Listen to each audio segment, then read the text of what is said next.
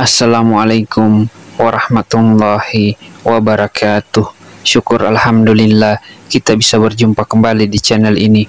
Sholawat serta salam semoga selalu tercurahkan kepada junjungan kita, yaitu baginda Nabi besar Muhammad sallallahu alaihi wasallam. Allahumma sholli ala sayyidina Muhammad wa ala ali sayyidina Muhammad. Sahabat beriman, pada kesempatan kali ini saya akan membahas tentang beberapa hal yang tidak boleh dilakukan di kamar mandi atau larangan di kamar mandi, dan jika larangan-larangan ini dilanggar dipercaya akan menghambat rezeki. Lalu larangan apa sajakah itu?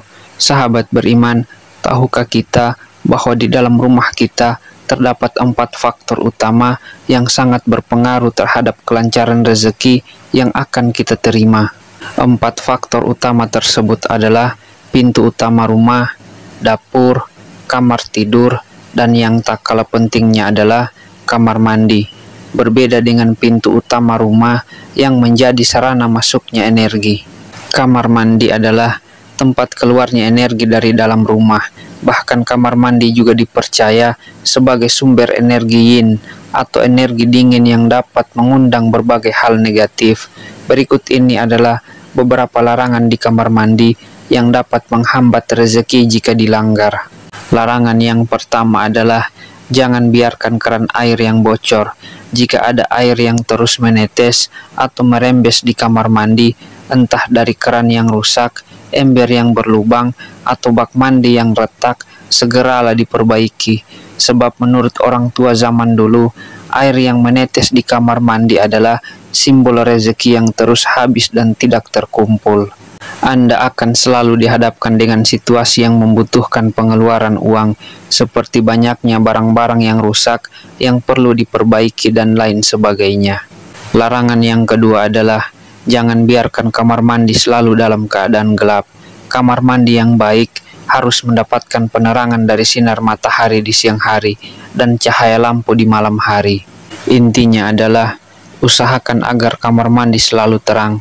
Kamar mandi dengan energi dan aura dingin akan menjadi tempat berkumpulnya entitas negatif jika dibiarkan gelap, dan menyebabkan Anda mudah sakit, malas, dan tidak produktif. Larangan yang ketiga adalah jangan bersiul atau bernyanyi di dalam kamar mandi, terutama pada malam hari. Bersiul atau bernyanyi di kamar mandi dipercaya dapat mengundang makhluk halus, karena kamar mandi adalah tempat bagi setan dan jin yang jahat. Secara medis, bersiul atau bernyanyi di kamar mandi juga memiliki efek negatif, karena Anda akan menghirup banyak bakteri dan virus yang dapat membuat Anda mudah sakit dan mengganggu pekerjaan.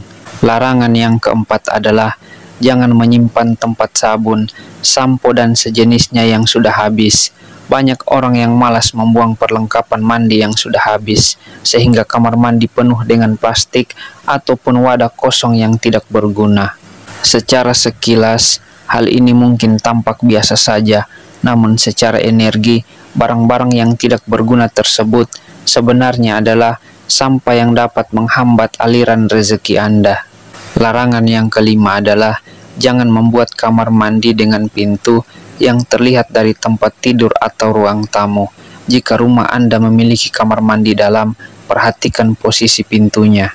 Pintu kamar mandi yang terlihat dari tempat tidur dipercaya dapat memberikan energi buruk bagi orang yang tidur di kamar tersebut, menyebabkan kondisi tubuh yang selalu sakit-sakitan. Jika pintu kamar mandi terlihat dari ruang tamu, konon hal tersebut dapat menolak rezeki yang datang dan membuat orang yang datang ke rumah kita memiliki niat buruk, seperti meminjam uang tanpa berniat mengembalikannya.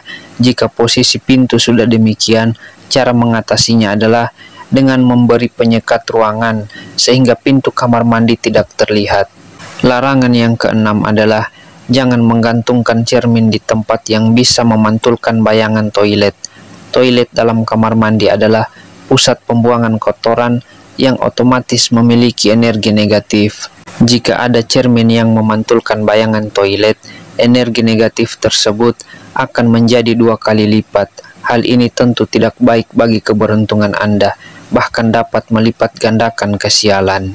Posisi cermin juga sebaiknya tidak terlalu tinggi, karena cermin yang hanya memantulkan bayangan dari leher ke atas dipercaya membawa nasib buruk. Selain itu, cermin sebaiknya tidak berhadapan dengan cermin lainnya atau permukaan yang dapat memantulkan bayangannya, karena dapat menciptakan portal ke dimensi alam gaib. Larangan yang ketujuh adalah jangan meletakkan benda-benda yang berbau agama atau spiritual di kamar mandi. Meskipun tampak bersih, sebenarnya tempat tersebut penuh dengan najis dan kotoran. Meletakkan benda-benda suci seperti Al-Quran, tasbih, atau tulisan yang mengandung unsur Al-Quran dan hadis di kamar mandi dianggap tidak pantas dan dapat menyebabkan penghujatan terhadap keyakinan kita, bahkan bisa saja menyebabkan kualat sepanjang hidup. Larangan yang kedelapan adalah jangan biarkan pakaian kotor menggantung hingga berhari-hari di kamar mandi. Kebiasaan ini selain menjadikan pakaian sarang nyamuk, juga membuatnya menjadi tempat favorit bagi setan dan jin. Makhluk-makhluk tersebut menyukai benda yang bentuknya menyerupai manusia, seperti patung, boneka, lukisan, dan pakaian kotor yang digantung.